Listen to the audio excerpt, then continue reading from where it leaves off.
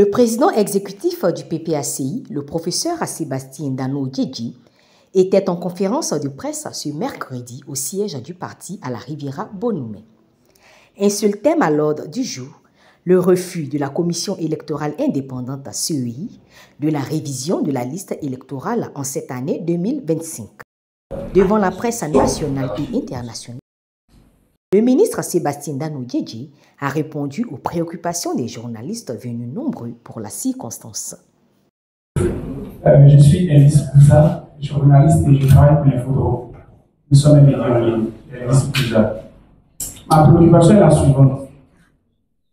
Pas forcément vous, c'est-à-dire le PPACI, même le PDCI, la société civile, pas mal d'organisations politiques comme sociales dénoncent la CEI, toujours c'est la CEI, sachant pertinemment que vous avez des représentants au sein de cette CEI. Si on n'est pas d'accord, selon moi, on retire notre élément et puis on voit la suite. Mais vous dites que vous n'êtes pas d'accord, vous dénoncez et vous avez encore des éléments à la CEI. Je trouve que, permettez-moi l'expression, c'est un peu incongru. Quelle sera la suite? Voilà ma question. Si mes souvenirs sont bons, sur 17 membres de l'actuelle CEI, nous n'avons qu'un seul représentant. Un seul. Donc même si son idée était bonne et qu'on passe au vote, il s'est bien en minorité. Toujours. Est-ce pour autant qu'il faut l'extraire de ce groupe pour qu'il vienne s'asseoir avec nous et que les autres continuent comme ils veulent? Non. Je vous ai parlé de la goutte d'eau qui pèse une roche, qui ne pas briser la roche. Nous y sommes représentés, mais vous savez, nous ne sommes même pas représentés à un niveau qu'il fallait. Quand on en parle, les gens se moquent un peu de nous. Ça, je le répète, en tant que responsable politique, président exécutif du parti, que par principe, le PPACI étant à la CEI, il doit occuper le poste qu'on lui a promis. Jusqu'à présent, ce n'est pas ça. Ça, c'est aussi les incongruités de cette CEI. Donc, retirer notre représentant, comme le PDC vous l'avez dit, nos représentants de la CEI, c'est de donner encore l'occasion au RHDP et à la CEI d'aller en roue libre aux élections. Et ils n'attendent que ça. Ces provocations ne sont pas des provocations anodines. Ils nous provoquent pour qu'on prenne la décision qui les arrange. On quitte demain la CEI, et alors ils sont partis. Mais quitter aussi la CEI, c'est nous seuls qui sommes les maîtres du jeu. C'est nous qui avons mis notre représentant. Les jours, on ne le souhaitera plus, on le sortira. Pour l'instant, il y est, pour les raisons que j'ai évoquées. Il y est pour les raisons que j'ai évoquées. Et c'est ça qui nous permet aussi d'avoir des informations. Voilà. On me dit que, des rumeurs disent qu'un technicien aurait dit que la révision de la liste électorale est possible. Ils ont fait appel à plusieurs spécialistes. Et un spécialiste a dit que tout ce que vous dites là, c'est faux. Moi, ce que je dis là, c'est possible. C'est un ancien de la maison. Et on l'a renvoyé pour ça. Ça aussi, il faut en tenir compte. C'est à nous d'en parler. Et vous, les journalistes, c'est à vous d'attaquer dans ce sens-là. À vous d'investiguer pour avoir les informations vraies. Moi, je suis politique, et je suis à base des rumeurs que je vous donne l'information. Mais allez-y investiguer. Et vous verrez si c'est vrai ou faux. C'est ça qui est la réalité. Donc, ce n'est pas sortir la CEI qui règle le problème aujourd'hui. Le problème que nous voulons régler, c'est un problème des Ivoiriens. Il y a des Ivoiriens qui n'ont pas de représentants à la CEI. Hein. Nous, c'est parce qu'on n'a pas dit politique qu'on est à la CEI. Il y a des Ivoiriens anonymes qui veulent que les élections se passent bien, mais qui n'ont pas de représentants là-bas, qui parlent pour eux. Notre rôle, c'est de tout faire pour que ceux qui veulent braquer l'élection présidentielle 2025 ne puissent pas le faire. C'est ça qui est notre rôle. Et on est prêt pour ça. Je vous ai dit que peut-être d'abord, ceux qui étaient en train d'hésiter, ils ont déposé les papiers depuis longtemps, et comme rien ne se passe, ils ne veulent pas aller les retirer. Je les exhorte à aller retirer leurs documents administratifs. Deux, nous allons envahir le terrain pour expliquer à la population les enjeux de ces élections, ainsi que les conditions qu'il faudrait pour que les élections soient apaisées. Parce que les gens disent élections apaisées, crédibles, transparentes, des bouts de lèvres. Ils le disent pour donner un message à les mandants. Mais nous savons très bien que ce n'est pas vrai. Ce n'est pas vrai. Il faut aller expliquer aux parents que les élections qui arrivent, voilà les enjeux. Que les élections qui arrivent, voilà les conditions qu'il faudrait pour qu'elles se passent bien. C'est tout ce que les parents demandent. Nous allons diligenter ces missions-là sur le terrain. Chers amis, donc, et la dame, semble-t-il, elle aurait dit sur le plateau de la télévision que le chronogramme ou le programme qu'ils ont réalisé là, ça a été fait de façon consensuelle avec les partis politiques. Je vous dis, c'est comme un mariage. Quand on va au mariage, le jour du mariage, on est content, hein? On est dans la robe blanche, le marié, tout ça, le monsieur a la cravate, tout. Mais quelques temps plus tard, ça ne va plus. Le consensus est rompu. Donc, avec la CEI, même si on est dedans et que les partis politiques avaient donné certainement leurs accords pour telle ou telle opération, au jour d'aujourd'hui, le consensus est rompu. Il faut revoir le contrat. Il faut revoir le contrat. Avec Mme Yaboubi, il faut qu'on revoie le contrat. Quel était le contrat au départ? Le contrat était qu'on organise les élections transparentes, inclusives, crédibles et apaisées. Nous estimons que ce contrat est rompu. On n'a plus confiance en notre CI. Il faut voir. D'où la demande de dialogue avec le pouvoir pour régler tout ça. Le pouvoir qui veut s'arc-bouter sur son pouvoir, oui, ne veut pas en entendre parler. Bon. Ou bien on a un pouvoir dictatorial, ou bien on a un pouvoir démocratique. La démocratie a ses exigences. Et ce n'est pas facile. Il n'est pas démocrate qui veut. Là, il va vous le qui vous permet d'être démocrate. Il a prouvé pendant des années. Mais on n'est pas démocrate qui veut. Donc, il faut semblant de prôner la démocratie pour faire bien. La démocratie par la parole, nous n'en voulons plus. Nous voulons la démocratie par les actes. C'est pour ça que nous sommes. Qu'ils cherchent à utiliser d'autres moyens pour avoir les résultats qu'ils ont eus. Mais ça ne se passera pas comme ça. Et au jour d'aujourd'hui, je peux affirmer qu'on n'est pas encore arrivé au boycott des élections. On n'est pas encore arrivé là-bas. Nous allons aller aux élections. Et avec le président Laurent Gbagbo, l'élection présidentielle s'entend. Donc celui qui pense que, à travers les provocations, il veut nous faire changer de trajectoire, il a menti. Je vous dis, nous sommes en février. Les élections ont lieu en octobre. Entre février et octobre, il y a encore des jours. Nous avons mené la bataille. Nous avons toujours mené.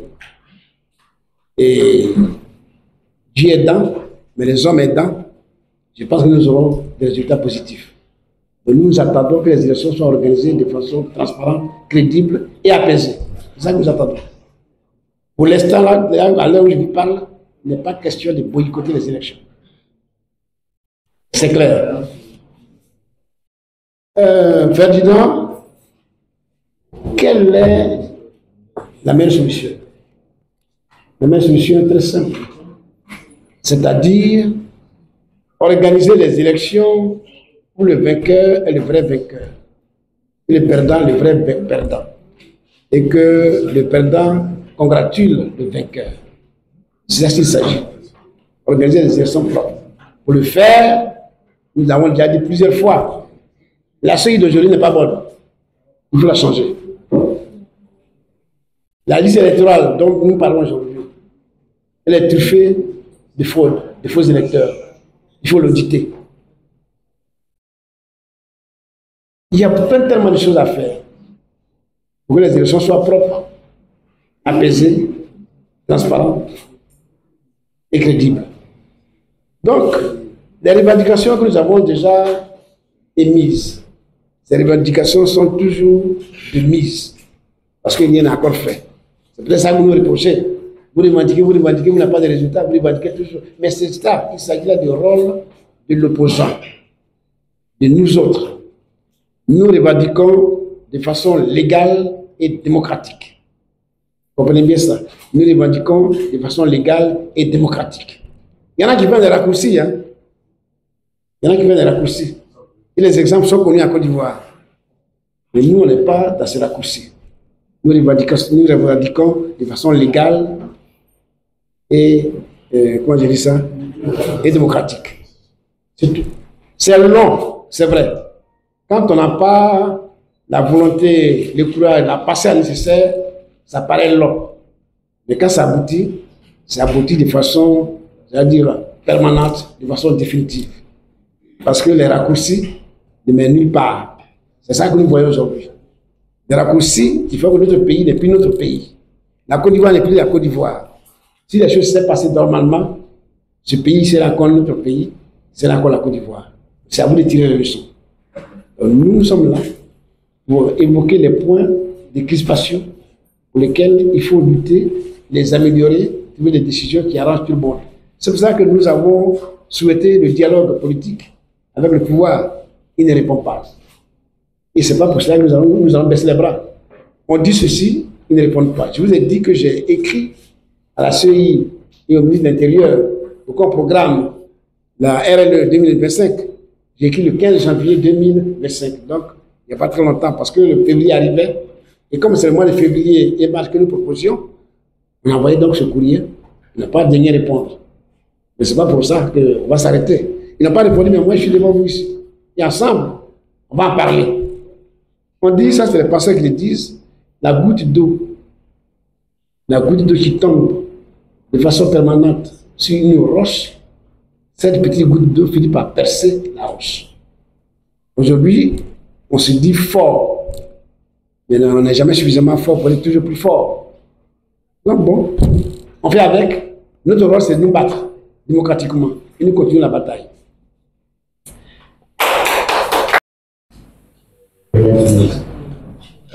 Moi, je reviens sur ce que le ministre dit. La goutte d'eau qui finit par percer la roche. L'année passée, on a écrit le PAC a écrit au RHDP pour lui demander concernant le cas dans ils n'ont pas daigné une suite à cela. Ça, c'était une goutte d'eau. On n'a pas percé. On n'a même pas fait de traces sur la roche. Et puis, que le président de l'entreprise est revenu, on fait la conférence, on anime le meeting, sur des gouttes d'eau. Pour que la roche soit percée, il faut quand même qu'il y ait un début d'érosion quand même. Il faut qu'il y ait un début d'érosion sur la roche. Aucun début d'érosion. Et puis on peut espérer que la roche peut se faire. Nous, on a eu on prend Waka, on prend on assiste à des réunions de militants dans certaines situations. Les militants disent, ils sont inquiets. Qu'est-ce que les Ivoiriens disent? Ils sont inquiets. Ils ne voient pas l'avenir. Et que le PPACI, c'est toujours dans les salles, en train de faire des discours. Et la nuit des lumières. Oui, les journalistes, bon, mais voilà. Vous n'êtes pas en dehors du peuple. Ce qui se passe vous concerne. Nous, on est des hommes politiques, on est nous sommes vos porte-voix. C'est pour ça qu'on s'organise autour d'une société qu'on appelle parti politique pour accéder au pouvoir et l'exercer. Nous sommes tous engagés au même bateau. Nous, les citoyens ivoiriens. Quand vous dites que nous parlons, chaque fois le président de l'Ambassade prend la parole, est-ce que vous écoutez un peu les agitations? Est-ce que vous voyez un peu ce qui se passe à Côte d'Ivoire? Ça ne vous dit rien? Nous, ça nous dit beaucoup de choses. Avant l'arrivée du président de l'Ambassade, avant l'annonce de sa candidature à l'élection présidentielle, comment ça se passait? Depuis qu'il a annoncé et qu'on est là, qu'est-ce qui se passe? Depuis qu'il fait les tournées à Abidjan, qu'est-ce qui se passe? Analysez tout ça et après ça, vous allez nous poser des questions. La vie politique, c'est aussi ça. C'est-à-dire qu'on tient compte de tous les éléments. Il ne faut pas dire qu'on ne fait rien, que ce qu'on fait là, bon, ça n'apporte rien. Non, ça apporte beaucoup. Ça apporte beaucoup. Quand tu dis à quelqu'un qui a la dibadette et que Adjoumani se permet de, comment dire ça, de ridiculiser et qu'on lui fait après des leçons de lexique, des leçons de grammaire ou de littérature, tout ça, ça fait partie de l'ensemble des comportements des Ivoiriens. Les gens aujourd'hui qui étaient tout puissants, on se rend compte qu'ils ont une peur quelque part. Et cette peur-là peut conduire à quelque chose, je n'en sais rien. Mais ils étaient tout puissants. Aujourd'hui, ils ont peur. Je viens de vous expliquer qu'ils ont prévu gagner les élections un coup KO. Mais c'est parce qu'ils avaient inscrit des personnes, ils avaient inscrit des électeurs. Et quand ils se sont rendus compte qu'il y a eu l'engouement, ils ont arrêté. Il ne faut pas qu'ils s'inscrivent. Parce que si tout le monde s'inscrit, nous allons déranger leur pronostic. Ils ne vont plus gagner au premier tour. Mais vous commencez à prendre peur. C'est ça qui explique l'exclusion du nombre de citoyens. Mais ça n'est pas un problème uniquement de Dano Djidji et de Babou Laurent. C'est une question des citoyens ivoiriens. Je veux voter, on m'empêche de voter. Qu'est-ce que je fais? Nous, on leur explique que si tu ne votes pas, voilà les conséquences. Et à eux de tirer les leçons. Donc, c'est cette démarche pédagogique-là que nous suivons. Et je vous ai dit encore que nous, là, on ne prend pas des raccourcis. Il y a des gens qui prennent des raccourcis, mais nous, on n'est pas inscrits dans la voie des raccourcis. Nous sommes inscrits dans la voie de la démocratie, dans la voie de la légalité. Et c'est ce que la légalité nous demande de faire, que nous faisons. À vos yeux, ça n'apporte peut-être pas de fruits, mais les élections, c'est en octobre. Hein. Attendons de voir. Attendons de voir.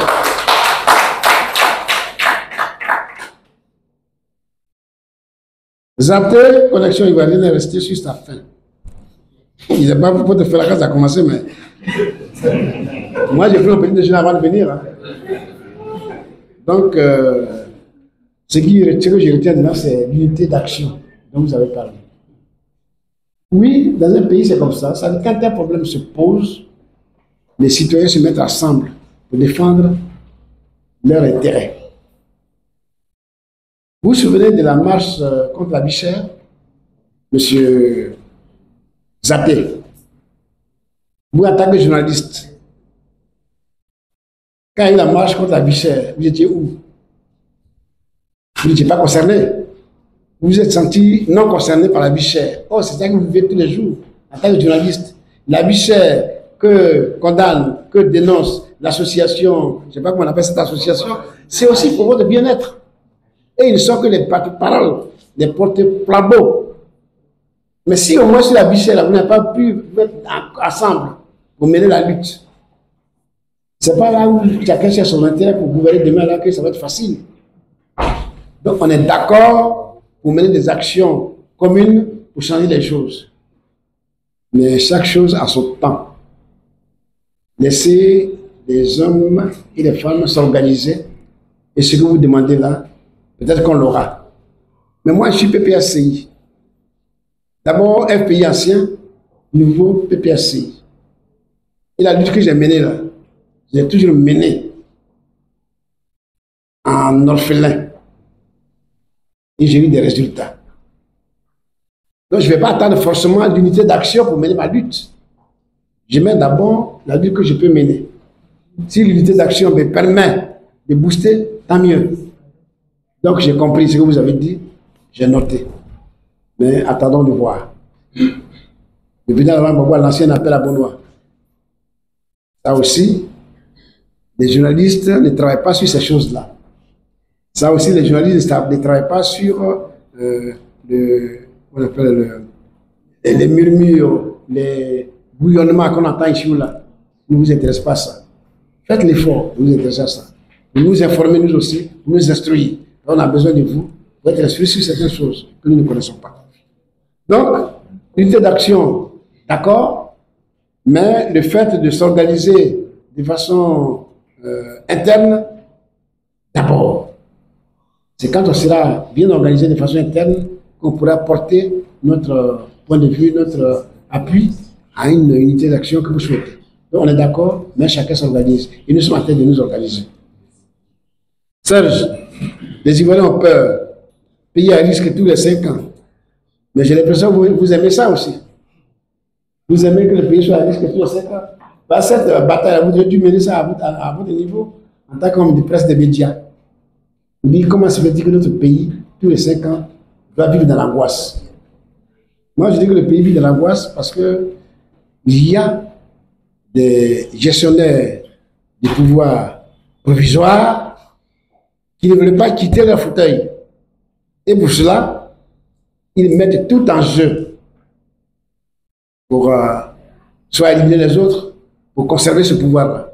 C'est pour ça qu'il y a des tensions à chaque moment d'élection, parce que l'élection présidentielle est la mère des élections en Côte d'Ivoire. Sinon, quand il y a eu des élections en 2000, où on avait une commission électorale en bonne et due forme, qui a bien travaillé, les gens pensent, Madame Yacoubi dit qu'elle est experte. Je ne sais pas de quelle expertise elle parle, mais elle est experte dans la bouche.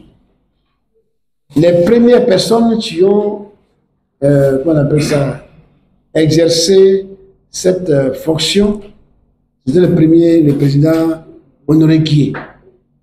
Je faisais partie de son équipe, en tant que représentant du PPS, du FPI de l'époque.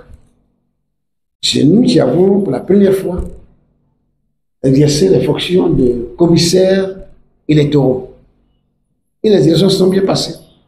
Et vous avez compris, le 2 octobre 2000, ce qui s'est passé. Alors que les choses sont bien passées, les gens voulaient nous arracher le pouvoir. Et ceux-mêmes qui n'ont pas participé sont allés chercher le pouvoir dans la rue. Ça aussi, vous le savez. Les gens qui n'étaient même pas candidats sont allés chercher le pouvoir dans la rue. Donc, ce sont ces choses-là qui arrivent souvent. Et nous disons que la Côte d'Ivoire n'est pas condamnée à vivre cette situation-là régulièrement. Il faut qu'un jour, on se retrouve, qu'on puisse organiser les élections comme ça se fait ailleurs. J'ai donné l'exemple du top 4, où on dit aujourd'hui, ouais, les élections sont bien organisées au Nigeria, ça s'est bien passé au Ghana, ça s'est bien passé au Sénégal. Mais les gens qui prennent le Sénégal comme exemple, comme modèle, je ne sais pas où ils tiennent tout ça, d'où ils tiennent tout ça. Nous, on a vécu, on a vu ce qui s'est passé au Sénégal. Au Sénégal, il y a eu un moment où le pays était bloqué. Quand les Ivoiriens oublient ça, et ils pensent que c'est tombé du ciel. Non. Les problèmes que nous vivons en Côte d'Ivoire, les Sénégalais l'ont vécu. Les Sénégalais l'ont vécu. Donc c'est tout beau de donner des exemples, mais il faut qu'on donne des exemples bien fondés. Voilà.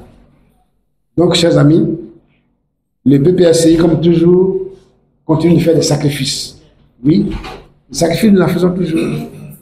Ce sont les sacrifices qui font qu'aujourd'hui, vous avez tous là devant vous des anciens exilés, des gens qui n'ont plus de vie, des femmes qui n'ont plus de vie, qui pensent à leur pays et qui se privent de beaucoup de choses. Nous, la majorité d'entre nous sommes des retraités. Hein. Ce n'est plus un retraité qui va venir devant la lutte et puis aller marcher avec les jeunes. Non. Au moment où on devait marcher, là, c'est passé, mais on est encore là. Pourquoi? Nous pensons que la lutte n'est pas encore terminée. Donc, pour vous, nous sommes encore là. Ce sont les sacrifices que nous consentons pour le pays. Gbagbo Laurent, à son âge, est encore ce qu'il a vu. Il a eu ce qu'il a eu dans sa vie politique, dans sa carrière politique. On pourrait dire qu'il a tout eu, il a tout vu. Mais il dit la lutte n'est pas encore terminée. Je dois être encore là, parce que les enfants ont encore besoin de moi. C'est tout. Donc voilà les sacrifices que nous faisons. Que nous sommes prêts à faire pour le pays et pour sa jeunesse. Voilà, camarades, chers amis, les quelques idées, les quelques réponses que je voulais donner à vos préoccupations. J'espère que vous êtes satisfaits. Si ce n'est pas le cas, bon, chacun partira avec ce que j'ai dit et analysera à sa façon. Voilà, mais si par hasard il y avait des choses que je devais dire que je n'ai pas pu dire, on peut m'appeler pour me dire peut-être qu'il y avait ceci ou cela, il n'a pas abordé tel ou tel sujet. Comme ça, la prochaine fois, on peut le faire.